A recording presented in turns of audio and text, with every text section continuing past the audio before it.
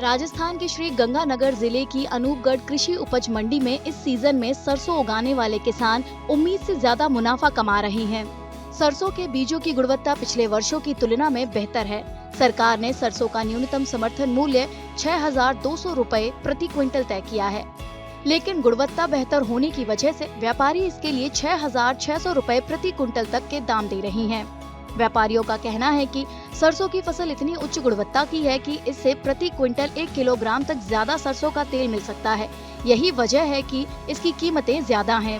हालांकि चना उगाने वाले किसान मायूस दिख रहे हैं। फसल के लिए न्यूनतम समर्थन मूल्य 5,875 रुपए प्रति क्विंटल तय किया गया है, लेकिन व्यापारियों का आरोप है कि खरीद प्रणाली अब तक चालू नहीं हुई है। सरसों में तो उछाल देखा गया है। सरसों ऊंचे रेटों बिक रही है तो किसान गवर्नमेंट को ना देकर के बाजार में बेच रहा है, जिससे किसान को फायदा भी हो रहा है। पर चने की खरीद अभी तक शुरू नहीं की है सरकार के द्वारा, जिससे किसान मजबूर है अपनी फसल पौने दामों में, कम दामों पे बेचने के लिए। और मुनाफाखोर बाजार में एक्टिव है ताकि वो लोगों से खरीद करके और ऊंचे रेटों में सरकार को तुलाएंगे। हालांकि अधिकारियों ने चना की खरीद प्रक्रिया में किसी भी तरह की देरी से इनकार किया है। उन्होंने माना कि चूंकि खुले बाजार में सरसों की बिक्री ज्यादा कीमत पर हो रही है, इसलिए किसान अपनी उपज सरकार को न बेचने का विकल्प चुन सकती हैं। उन्होंने ये भी कहा कि सरकार को चना बेचने के लिए उम्मीद से कम किसानों ने पंजीकरण कराया है।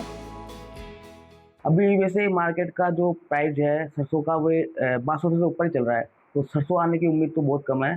चने की उम्मीद है, चने की अपने बुआई भी यहाँ पे कम है, पंजीकरण भी अपने 4 ही पंजीकरण हुए हैं। उम्मीद है कि 4 किसान अपने पास में आएंगे। इस बीच व्यापारियों का आरोप है कि कुछ किसान आधिकारिक खरीद शुरू होने का इंतजार करने के बजाय अपनी फसल को तुरंत बेचना चाह रही हैं। ऐसे में वह चना लगभग 600 रुपए तक की छूट पर यानी लगभग 5,200 रुपए प्रति क्विंटल पर बेच रही हैं, जिससे उन्हें नुकसान हो रहा है।